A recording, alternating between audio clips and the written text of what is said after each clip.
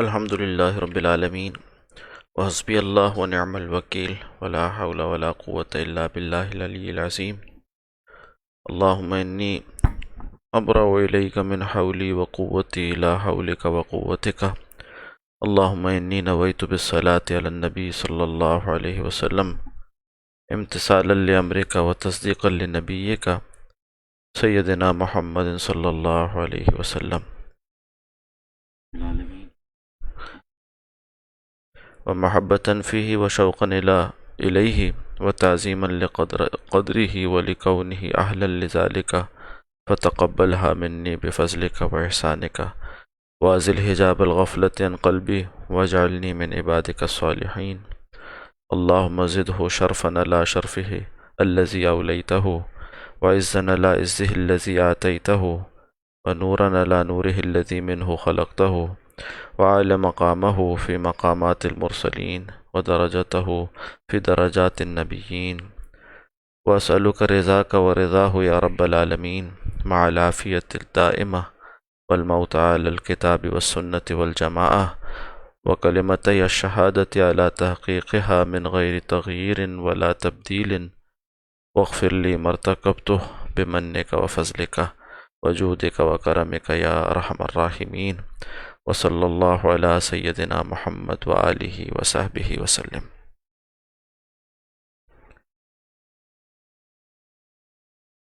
محترم سامعین، کتاب دل کی دنیا میں ہم صفحہ نمبر 11 پر کل پہنچے تھے، اور بات یہ ہو رہی تھی کہ اسلام کے جو احکام ہماری ظاہری زندگی سے متعلق ہیں وہ علم فقہ کا موضوع ہیں، اور جو احکام ہمارے باطن کی پوشیدہ دنیا سے تعلق رکھتے ہیں وہ علم تصوف میں بیان کیے جاتے ہیں۔ یہ دو علوم ہیں جن کا کل تعارف ہوا اور ان کی اپنی اپنی ضرورت پر کچھ بات ہوئی۔ آج اس سے پہلے بات کہ ہم آگے بڑھائیں بات کو اور اس کتاب کے متعلق یہ بات بھی عرض کرنا مفید اور مناسب رہے گا کہ جس طرح سے علم فقہ پر عملی صورت میں جب غور و فکر ہوا اور اس کے عملی احکام مرتب کیے گئے تو انسانی سطح پر اختلاف کا ہونا ایک یقینی بات تھی، تو اصطلاحات بھی فقہا نے مرتب کی اور ان میں پھر ایک دوسرے کے مصطلح سے مختلف بھی آراء اختیار کی گئیں۔ ایسی بات ہے جب قرآن و سنت سے کسی شے کو اخذ کیا جائے گا تو افتاد تباہ اور اپنی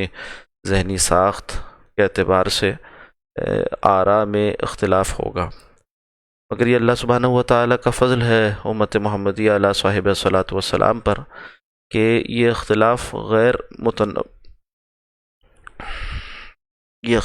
اپنی جگہ اپنے تنوع کے باوجود کہیے کہ محدود رہا، اور پھر اگلی صدیوں میں جا کر اس طرح سے متعین ہو گیا کہ 4 فقہی مذاہب مرتب ہو گئے، اور اہل السنہ والجماعہ یعنی صحابہ اکرام کے طریقے پر چلنے والے مسلمان وہ ان 4 طریقوں کے اندر ہی محصور رہے۔ ایک طریقہ فقہ حنفی کہلایا، ایک فقہ مالکی کہلایا، ایک فقہ شافعی کہلایا، ایک فقہ حنبلی کہلایا۔ جس طرح سے علم فقہ میں یہ 4 مذاہب بنے، اسی طرح سے علم تصوف میں بھی اصطلاحات، تربیت کے انداز، صوفیاء کا انداز تربیت، کسی نے پہلے ترک معاصی پر زور دیا، کسی نے پہلے جو ہے وہ اکتساب فضائل پر زور دیا،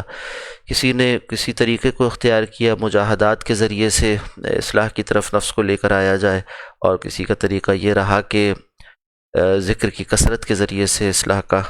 عمل آگے بڑھایا جائے۔ چنانچہ اس میں بھی مختلف طریقے رائج ہوئے، اور ایک طریقہ نقشبندیہ کہلایا، ایک طریقہ قادریہ کہلایا، ایک طریقہ سہروردیہ کہلایا، اور ایک طریقہ چشتیہ کہلایا، اور یہ اپنی جگہ مرتب ہو گئے، یہ اپنی جگہ منظم ہوئے۔ جس طرح سے مذاہب 4 مرتب ہوئے، منظم ہوئے، اسی طرح سے یہ بھی کہیے کہ طریقے جو تھے تصوف کے یہ بھی مرتب و منظم ہو گئے۔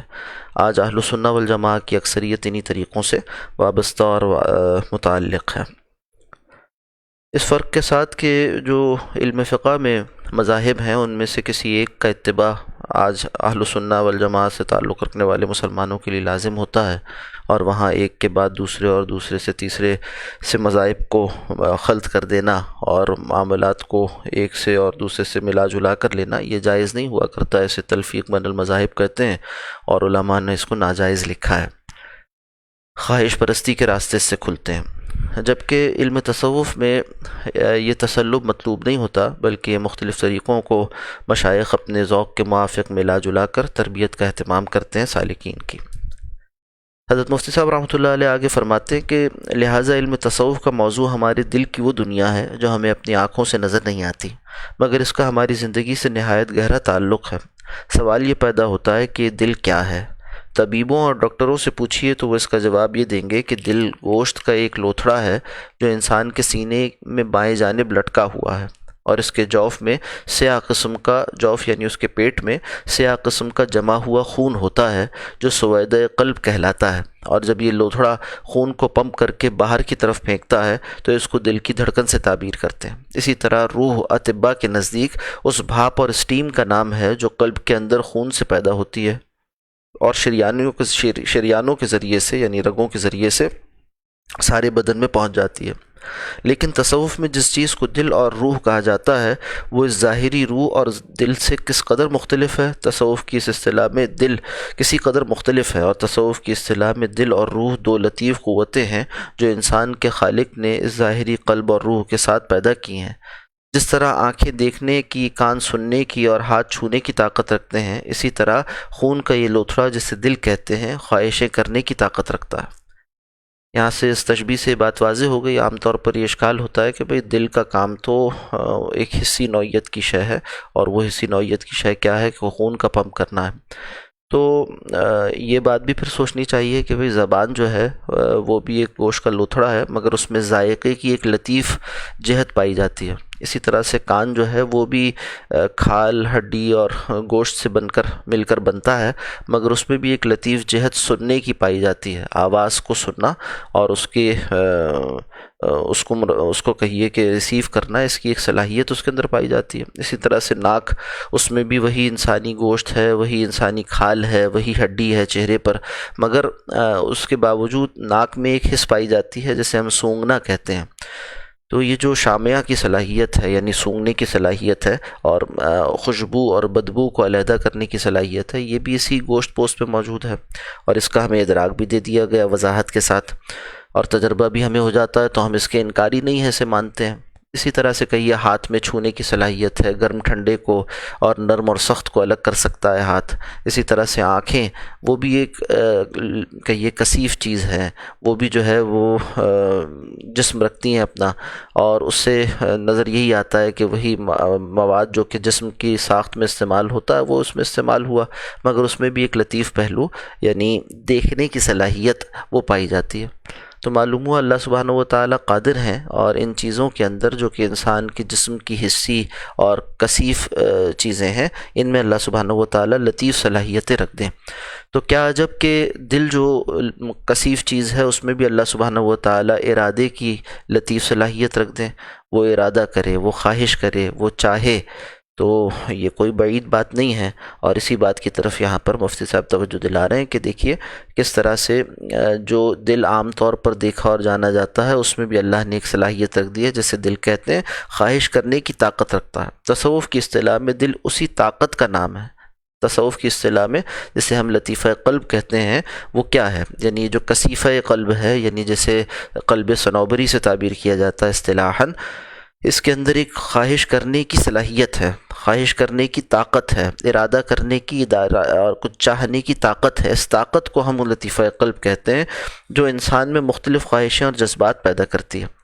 دل اور روح کی یہ لطیف اور پوشیدہ قوتیں ہمارے ظاہری قلب کے ساتھ کیا جوڑ رکھتی ہیں، ان دونوں میں باہم کیا ربط ہے، اس کی حقیقت ہم نہیں جانتے، مگر حقیقت تو نہیں جانتے مگر قیاس کر سکتے ہیں۔ اسی طرح سے جس طرح سے آنکھیں دیکھتی ہیں اور اگر آنکھیں موند لی جائیں تو نظر نہیں آتا، کان پر کچھ ڈھانپ دیا جائے تو پھر سنائی نہیں دیتا، تو معلوم ہوا کہ جس طرح سے، اور ناک کو ڈھانپ دیا جائے تو اس سے سونگا نہیں جا سکتا، معلوم ہوا جس طرح سے یہ ظاہری اعضاء جڑے ہوئے، یہ ظاہری اعضاء ذریعہ بنتے ہیں ان باطنی یا کہیے کہ لطیف احساسات کا اور کیفیات کا اور ادراکات کا، اسی طرح سے یہ دل کا مقام جسے لطیفہ قلب کہتے ہیں یہ بھی ذریعہ بنتا ہے اس لطیف کیفیت کا جسے ارادہ کرنا کہتے ہیں، جسے چاہنا کہتے ہیں۔ فرمایا کہ ان دونوں میں باہم کیسا ربط ہے اس کی حقیقت ہم نہیں جانتے، ہمیں صرف اتنا معلوم ہے کہ ان دونوں میں باہم گہرا ربط ہے، کس طرح ہے یہ صرف خدا جانتا ہے جس نے جوڑ پیدا کیا ہے۔ جس طرح ہمیں یہ معلوم نہیں کہ مقناطیس اور لوہے میں کیا ربط ہے، مقناطیس روئی کو اور کاغذ کو کیوں نہیں کھینچتا، اسی طرح ہمیں یہ بھی معلوم نہیں کہ قلب اور روح کی یہ پوشیدہ قوتیں خون کے اس لوتھڑے سے کیا جوڑ رکھتی ہیں۔ اس لیے جب مشرکین نے روح کی حقیقت کے بارے میں سوال کیا تو اس کے جواب میں یہی کہا گیا کہ قل الروح من امر ربی، کہہ دیجئے روح تو میرے رب کے امر میں سے ہے، یعنی اللہ سبحانہ و تعالیٰ کا امر ہے، یعنی اس کا حکم ہے، اور اللہ نے اس کو اسی طرح سے رکھ دیا۔ اب یہاں لفظ امر جو ہے اس کے اندر کئی معنی ہیں، معنی کا ایک جہان پوشیدہ ہے، اور اس کو امر کو راز کے معنی میں بھی مفسرین نے لکھا، امر کو اللہ کے حکم کے معنی میں بھی لکھا، امر کو اللہ کی امانت کے معنی میں بھی لکھا۔ تو جو بھی معنی، یہ تینوں معنی اپنی جگہ کا یہ قابل فہم ہے، جس سے ایک تصور سا قائم ہو جاتا ہے، مگر یہ نہیں کہا جا سکتا کہ اس معنی کی حقیقت کو جان لیا گیا۔ یہی سبب ہے کہ اس آیت کی تفسیر میں روح المعانی میں علامہ آلوسی رحمۃ اللہ علیہ وہ روایت لے کر آئے ہیں جس میں ذکر ہے اس بات کا کہ جب حضرت رسول اللہ صلی اللہ علیہ وسلم سے سوالات یہ کیے گئے تھے، مشرکین مکہ نے سوالات کیے تھے یہود کے کہنے پر، تو اور یہ کہا تھا کہ یہ سوالات کرو نبی اکرم صلی اللہ علیہ وسلم سے، اگر آپ سچے نبی ہیں تو ان کے جوابات دیں گے۔ اور ساتھ ساتھ روح البانی میں موجود ہے یہ بات کہ ساتھ ساتھ مشرکین مکہ نے یہ بھی کہہ دیا تھا کہ اگر یہ واقعی سچے نبی ہیں تو بقیہ دونوں سوالات کے بارے میں تو تفصیل سے جواب دے دیں گے، حضرت ذوالقرنین کا واقعہ کیا ہے، اسی طرح سے یہ اصحاب کہف کا واقعہ کیا ہے، اس پر تو تفصیل سے جواب دے دیں گے، مگر روح کے بارے میں تفصیل نہیں فرمائیں گے، اجمال فرمائیں گے۔ اور ساتھ ساتھ یوں بھی کہا تھا علماء یہود نے کہ اس کا سبب یہ ہے کہ تمام آسمانی کتابوں میں اور تمام نازل شدہ وحی میں یہی اسلوب رہا کہ اس موضوع کو، یعنی روح کے موضوع کو اجمال سے ذکر کیا گیا، تفصیل نہیں کی گئی۔ معلوم ہوتا ہے کہ انسان اس کے فہم کی وہ صلاحیت نہیں رکھتا ہے، اس کے ادراک کی وہ صلاحیت نہیں رکھتا کہ اس کو پورا کچھ سمجھ سکے، چنانچہ اجمال کے ساتھ حقیقت روح کو قرآن و سنت میں بیان کیا گیا ہے۔ تو اور ایسے ہی ہوا، جب آیات نازل ہوئیں تو بقیہ واقعات تو تفصیل کے ساتھ آئے، مگر اس بارے میں فرما دیا گیا کہ قل الروح من امر ربی وما اوتیتم من العلم الا قلیلا، اور تم علم میں سے نہیں دیے گئے مگر بہت تھوڑا سا۔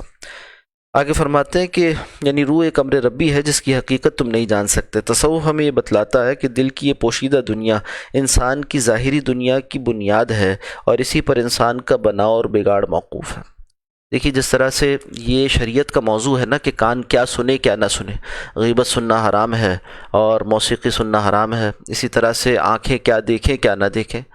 بیت اللہ کو دیکھنے پر اجر ہے اور نامحرم کو دیکھنے پر جو ہے وہ وزر ہے، گناہ ہے۔ تو معلوم ہوا کہ یہ ساری چیزیں شریعت کا موضوع ہوا کرتی ہیں۔ اسی طرح سے دل کیا سوچے کیا نہ سوچے، دل کسی سے بغض رکھے تو کیا یہ جائز ہے یا ناجائز ہے، دل کسی سے محبت رکھے کیا یہ جائز ہے یا ناجائز ہے، دل کچھ چاہے تو کیا چاہے، یہ حب دنیا کا شکار ہو جائے یا حب اخرى کا اس کو حامل ہونا چاہیے، اس کے اندر کس کی محبت کتنی ہونی چاہیے، یہ بھی شریعت کا موضوع ہے نا۔ تو اس موضوع کو صوفیہ اکرام تصوف کے عنوان تلے یا کہیے کہ علم تصوف میں بیان کرتے ہیں کہ دل کو کیا چاہنا چاہیے اور کیا نہیں کرنا چاہیے۔ تصوف ہمیں یہ بتلاتا ہے کہ دل کی یہ پوشیدہ دنیا انسان کی ظاہری دنیا کی بنیاد ہے، اور یہ اتنی گہری چیز ہے کہ یہ بنیاد بنتی ہے، اور اسی پر انسان کا بناؤ اور بگاڑ موقوف ہے۔ اگر دل کی دنیا صحیح ہے، اس کا نظام ٹھیک ٹھیک چل رہا ہے، اس میں صحیح خواہشیں پیدا ہوتی ہیں، صحیح جذبات جنم لیتے ہیں تو انسان صحت مند ہے، اور اگر اس کا نظام گڑبڑ ہے تو انسان کی ظاہری زندگی کا نظام بھی گڑبڑ ہو جاتا ہے۔ سرکار دو عالم صلی اللہ علیہ وسلم نے اس حقیقت کو آج سے 1300 سال پہلے اس طرح بیان فرمایا تھا۔ ارشاد نبوی ہے کہ الا وان فی الجسد مضغہ، آگاہ ہو جاؤ کہ جسم میں گوشت کا لوتھڑا ہے، اذا صلحت، جب وہ صحیح ہوتا ہے، صلح الجسد کلہ، تو جسم پورا کا پورا صحیح رہتا ہے، واذا فسدت، اور جب اس میں فساد آ جائے، فسد الجسد کلہ، تو پورے جسم میں فساد آ جاتا ہے۔ الا وہی القلب، اور آگاہ ہو جاؤ کہ وہ قلب ہے۔ صحیح بخاری کی روایت ہے۔ دل کے سنورنے اور بگڑنے کا کیا مطلب ہے، وہ کن چیزوں سے سنورتا اور کن چیزوں سے بگڑتا ہے، اس کی بیماریاں کیا ہیں اور ان کا علاج کیسے کیا جا سکتا ہے، بس یہی باتیں علم تصوف کا موضوع ہے۔ یعنی موضوع علم کیا ہے اسے متعین کر دیا، دل کے سنورنے اور بگڑنے کا کیا مطلب، ایک سوال اس کا جواب دیا جاتا ہے علم تصوف میں، دوسرا سوال وہ کن چیزوں سے سنورتا ہے، دوسرا سوال اس کا جواب دیا جاتا ہے علم تصوف میں، اور کن چیزوں سے بگڑتا ہے اس سوال کا جواب دیا جاتا ہے علم تصوف میں۔ تو سورتا کن سے ہے؟ یہ اخلاق عالیہ، مکارم اخلاق جنہیں ہم فضائل اخلاق کہتے ہیں، ان کا بیان آ جائے گا۔ پھر کن چیزوں سے بگڑتا ہے؟ اخلاق رذیلہ، رذائل اخلاق جنہیں کہا جاتا ہے، ان کا بیان آ جائے گا۔ ان کی بیماریاں کیا ہیں ان کو بیان کر دیا جائے گا، اور ان کا علاج کیسے کیا جاتا ہے یہ بھی تصوف کا موضوع ہے کہ اس کی حقیقت جان لی جائے، اس کی ماہیت جان لی جائے، مرض کو پہلے پہچانا جائے، اس کی تشخیص ہو جائے، پھر علاج تجویز کر دیا جائے۔ بس یہی باتیں علم تصوف کا موضوع ہیں۔ اب یہاں سے واضح ہوا کہ کیا موضوع نہیں ہے۔ بدقسمتی سے آج تصوف سمجھ لیا گیا ہے تعویذ گنڈوں کو، آج تصوف سمجھ لیا گیا ہے عرس کے جلسوں کو اور مزارات پر جا کر بیٹھ جانے کو، اور اسی طرح سے کچھ کہیے رسومات کو، اور کچھ جو ہے وہ بس رسمیات کو، اور کچھ جو ہے ایسی چیزیں جو شریعت میں بدعت کا درجہ رکھتی ہیں ان کو تصوف سمجھ لیا گیا، کچھ ایسی چیزیں جن کے سرے سے کوئی اصل ہی نہیں ہے، وہ اپنی جگہ خرافات ہیں اور خلاف شریعت ہیں، ان کو تصوف سمجھ لیا گیا۔ انا للہ و انا الیہ راجعون۔ ہم اللہ سبحانہ و تعالیٰ کے حضور یہ اپنا مقدمہ پیش کرتے ہیں کہ اللہ سبحانہ و تعالیٰ توفیق دے خصوصاً اہل اسلام کو کہ وہ اس بات کو سمجھ سکیں کہ کس قدر ظلم کی بات ہے، کہ جس طرح سے غیر مسلموں سے ہم یہ توقع رکھتے ہیں کہ وہ اسلام کے بارے میں جب رائے قائم کریں تو مسلمانوں کے بگاڑ کو دیکھ کر رائے قائم نہ کریں، یہ نہ دیکھیں کہ آج مسلمان کیا کرتے ہیں، مسلمان چوری بھی کر رہے ہیں، مسلمان شراب بھی پیتے ہیں، مسلمان زنا بھی کر رہے ہیں، مسلمان اور بڑے بڑے گناہوں کا ارتکاب کر رہے ہیں، مگر کیا کوئی عقل والا شخص یہ کہہ سکتا ہے کہ اسلام کا یہ تعارف ہے؟ کیا جو مسلمان کر رہے ہیں وہ اسلام ہے؟ ہرگز نہیں۔ اسی طرح سے معلوم ہوا کہ جب مسلمان تصوف کے بارے میں رائے قائم کریں تو یہ جائز نہیں ہوگا کہ تصوف کے نام پر جو بگاڑ پیدا کر لیا لوگوں نے، اور جن لوگوں نے اسے دھندا بنا لیا، جن لوگوں نے اسے آڑ بنا کر خواہش پرستی، نفس پرستی، ہوا پرستی کے راستے ایجاد کر لیے، ان کو تصوف کے کھاتے میں ڈال دیا جائے، اور صوفیاء صادقین اللہ والوں کی کوششوں کو، اور جو سب سے زیادہ بیزار ہیں وہ اللہ والے جو سب سے زیادہ تصوف کے نام پر ہونے والے ان کاموں سے بیزار ہیں، اور ہر زمانے کے اللہ والے وہ پیدا ہونے والے بگاڑ کی اصلاح کرتے رہے اور اس کی طرف نشاندہی کرتے رہے، اور اصلاح وہی ہوتی ہے جو اس فن سے وابستہ ماہرین اٹھ کھڑے ہوں اور وہ کہیں کہ بھئی یہ بات غلط ہے۔ تو تصوف کے جو صحیح تصوف کے حاملین ہیں، شرعی تصوف کے حاملین ہیں، سنی تصوف کے حاملین ہیں، انہوں نے الحمدللہ سب سے بڑھ کر تنقید کی ہے، چاہے وہ امام غزالی رحمۃ اللہ علیہ ہوں، چاہے وہ دیگر بڑے بڑے نام ہوں جو اس زمانے تک پائے جاتے ہیں، جو بدعات و خرافات اس نام پر جاری کی جاتی ہیں، ان کے سب سے بڑے مخالف اور دشمن اور اس کی اصلاح کرنے والے وہ یہ خود لوگ ہیں۔ چنانچہ جب اس فن کے بڑے اس میں پیدا ہونے والے یا اس کے نام پر پیدا ہونے والے بگاڑ کو خود ڈسون کر دیں اور اس سے اعلان برات کر دیں، تو پھر کسی بھی منصف مزاج آدمی کے لیے جائز نہیں کہ ان غلطیوں کو اسی کی جانب، اس فن کی جانب منسوب کرے، بلکہ وہ یہ کہے گا کہ بھائی صحیح لوگ یہ کہتے ہیں اور یہ غلط باتیں ہیں۔ اچھا، یہ غلط کا پیدا ہو جانا ہر شعبے میں ہوتا ہے۔ اگر آپ یہ کہنے لگ جائیں کہ جہاں غلطی پیدا ہو جائے اس کام کو ہی چھوڑ دیا جائے تو یہ تو کوئی اصول کی بات نہیں ہے۔ مثال کے طور پر فن حدیث میں محدثین اسی لیے اٹھے اور انہوں نے محنتیں کی کہ کذابین پیدا ہو گئے تھے، جھوٹے لوگ پیدا ہو گئے تھے، وضاعین پیدا ہو گئے تھے، جنہوں نے رسول اللہ صلی اللہ علیہ وسلم کے نام پر حدیثیں گھڑنی شروع کر دی تھیں۔ تو کیا ہوا؟ پھر محدثین نے ان پر تنقید کی اور احوال روات مرتب کیے، جرح و تعدیل کے فن کو ایجاد کیا، اور اس کے ذریعے سے صحیح حدیث کو ضعیف حدیث سے، ضعیف حدیث کو موضوع حدیث سے الگ کر کر دکھایا، ہر ایک کے احکام مرتب فرمائے اور ان کو اپنے اپنے مقامات پر رکھ دیا۔ تو ہر ایک کے لیے، یعنی فن کے آدمی کے لیے اور محدثین کے لیے اور طلبۃ الحدیث کے لیے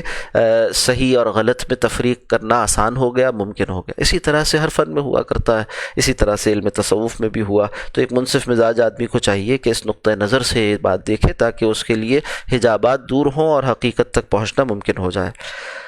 آخر میں اس چیپٹر کے اختتام پر حضرت مفتی صاحب فرماتے ہیں کہ دل کے سنورنے اور بگڑنے کا کیا مطلب ہے، وہ کن چیزوں سے سنورتا اور کن چیزوں سے بگڑتا ہے، اس کی بیماریاں کیا ہیں اور ان کا علاج کیسے کیا جاتا ہے۔ بس یہی باتیں علم تصوف کا موضوع ہے، بس یہی باتوں میں بڑی خاص بات ہے، یعنی یہ کہ رسمیات سے نکلو، اس حقیقت کی طرف آ جاؤ۔ اگر یہ تصوف، صحیح تصوف کیا ہے جاننا چاہتے ہو تو اس صحیح تصوف کے علمبردار حامل شریعت و طریقت وہ بیان کریں گے۔ چنانچہ حضرت مفتی صاحب رحمۃ اللہ علیہ اس بات کے اجدر تھے، اس بات کے حقدار تھے کہ وہ اس کو بیان کرتے، چنانچہ انہوں نے اسے اس کتاب میں آگے بیان کیا، اور انہی باتوں کو آگے فرماتے ہیں، اور انہی باتوں کو قدر تفصیل و وضاحت کے ساتھ میں آئندہ نشستوں میں بیان کرنا چاہتا ہوں۔ اللہ سبحانہ و تعالیٰ میں توفیق دے کہ ہم حق بات کو پہچان سکیں، دیکھ سکیں، اس پر عمل پیرا ہو سکیں۔ یہاں پر ہم اپنے مطالعے کو روکتے ہیں کچھ دیر کے لیے، توجہ کیجیے دل کی طرف، اور اللہ سبحانہ و تعالیٰ کے حضور سچے دل کے ساتھ اپنے گناہوں پر ہم توبہ کرتے ہیں، استغفار کرتے ہیں۔ رمضان المبارک کی قیمتی ساعتیں گزرتی چلے جا رہی ہیں، اور ہم اپنی غفلتوں کی وجہ سے، اپنی کم ہمتی کی وجہ سے اس سے وہ فائدہ نہیں اٹھا پا رہے جو اٹھانا چاہیے۔ اللہ ہمیں توفیق عطا فرمائے، غفلتوں سے نکالے، اور متوجہ ہو کر خوب محنت کے ساتھ عبادات کی توفیق عطا فرمائے۔ نستغفرک اللہم و نسألک السلام، نستغفرک اللہم و نسألک السلام، نستغفرک اللہم و نسألک السلام، نستغفرک اللہم و نسألک السلام، نستغفرک اللہم و نسألک السلام، نستغفرک اللہم و نسألک السلام، نستغفرک اللہم و نسألک السلام، نستغفرک اللہم و نسألک السلام، نستغفرک اللہم و نسألک السلام، نستغفرک اللہم و نسألک السلام، نستغفرک اللہم و نسألک السلام، نستغفرک اللہم و نسألک السلام، نستغفرک اللہم و نسألک السلام، نستغفرک اللہم و نسألک السلام، نستغفرک اللہم و نسألک السلام، نستغفرک اللہم و نسألک السلام، نستغفرک اللہم و نسألک السلام، استغفر اللہ ربی من کل ذنب و اتوب الیہ، استغفر اللہ ربی من کل ذنب و اتوب الیہ، استغفر اللہ ربی من کل ذنب، استغفر اللہ ربی من کل ذنب و اتوب الیہ، استغفر اللہ ربی من کل ذنب و اتوب الیہ،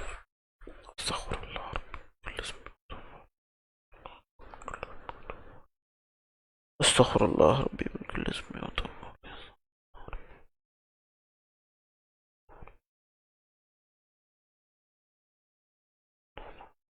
استغفر اللہ ربی من کل ذنب و اتوب الیہ، من كل ذنب واتوب اليه، استغفر الله ربي من كل ذنب واتوب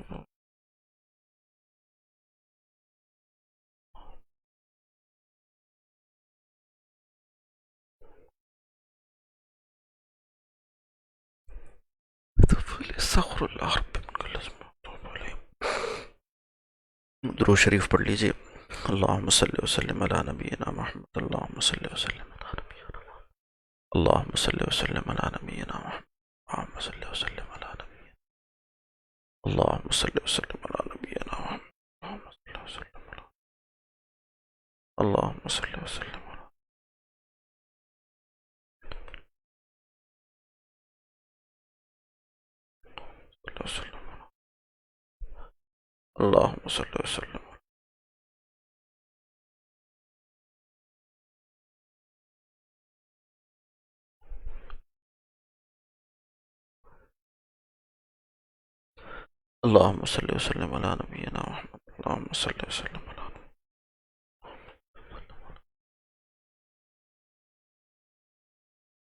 اللهم صل وسلم على نبينا، اللهم صل وسلم على نبينا،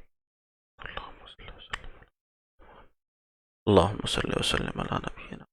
اللهم صل وسلم على، اللهم صل وسلم على نبينا محمد،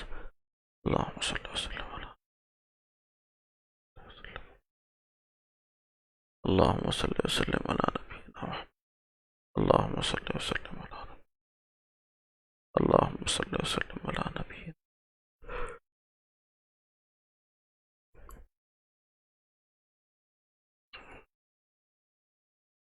بحالت موجودہ اس بات کا اہتمام کرنا چاہیے کہ کثرت کے ساتھ ہم آیت کریمہ لا الہ الا انت سبحانک انی کنت من الظالمین کا ورد کریں، اور ذہن میں رکھیں ان حالات کو جو امت مسلمہ پر اس وقت ہیں۔ مسلمان عجیب کرب کی کیفیت سے گزر رہے ہیں۔ ماہ مبارک رمضان المبارک موجود ہے، اور مساجد میں بہت سی جگہوں پر نماز تراویح ادا کرنے میں رکاوٹ ہے، کہیں بعض نماز فرض ادا کرنے میں رکاوٹ ہے، تو مسلمانوں کے دل غمگین ہیں، دکھی ہیں۔ اس موقع پر اس کرب سے نکلنے کے لیے اللہ سبحانہ و تعالیٰ سے دعا کرنی چاہیے کہ اللہ سبحانہ و تعالیٰ ہمیں اسی طرح نجات عطا فرمائے ان حالات سے، ان ظلمات سے، جیسے کہ حضرت یونس علیہ السلام کو مچھلی کے پیٹ سے اللہ سبحانہ و تعالیٰ نے نجات عطا فرمائی تھی۔ لا الہ الا انت سبحانک انی کنت من الظالمین کے الفاظ کا، اس ورد کا خاص اہتمام کرنا چاہیے۔ لا الہ الا انت سبحانک انی کنت من الظالمین، لا الہ الا انت سبحانک انی کنت من الظالمین، لا الہ الا انت سبحانک انی کنت من الظالمین، لا الہ الا انت سبحانک انی کنت من الظالمین، لا الہ الا انت سبحانک انی کنت من الظالمین، لا الہ الا انت سبحانک کنت من الظالمین، لا الہ الا انت سبحانک انی کنت من الظالمین،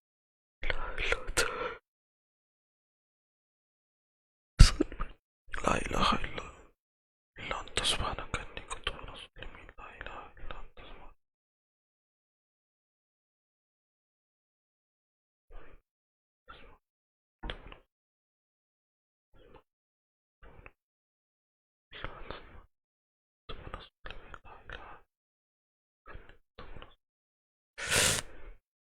لا الہ الا انت سبحانک انی کنت من الظالمین،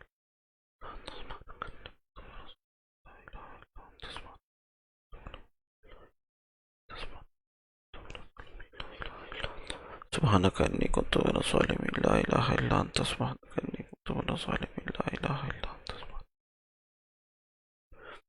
کچھ دیر آنکھیں بند کر دل پر توجہ فرمائیں اور یہ تصور کریں کہ میرا دل جس کا ذکر ہو رہا تھا، لطیفہ قلب، جس طرح آنکھیں دیکھتی ہیں اور زبان بولتی ہے، اسی طرح سے دل کے مقام پر جو سینے پر جو نشان ہے بائیں پستان کے 2 انگلی نیچے جانب وسط میں پہلو سے متعلق واقع ہے، اس مقام پر تصور کریں کہ ایک منہ ہے جو اللہ سبحانہ و تعالی نے دے دیا، ایک زبان ہے دل کی صورت میں، اور وہ کہتی ہے اللہ اللہ اللہ۔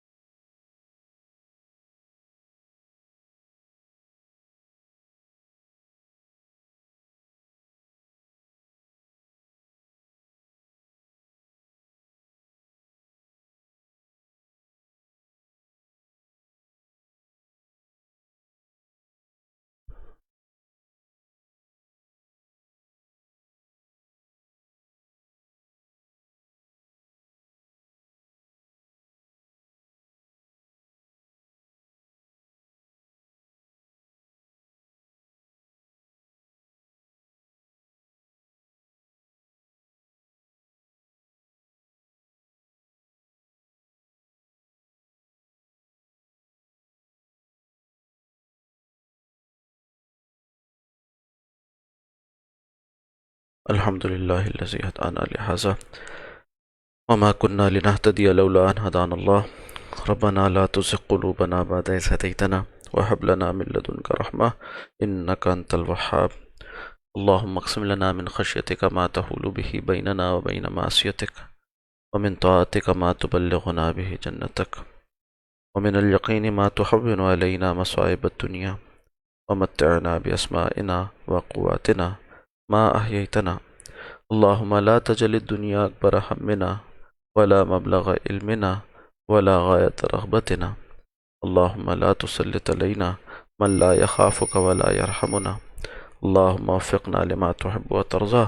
من القول والفعل والنية. فصلى الله على النبي الأمي وعلى آله وأصحابه أجمعين، آمين يا رب العالمين.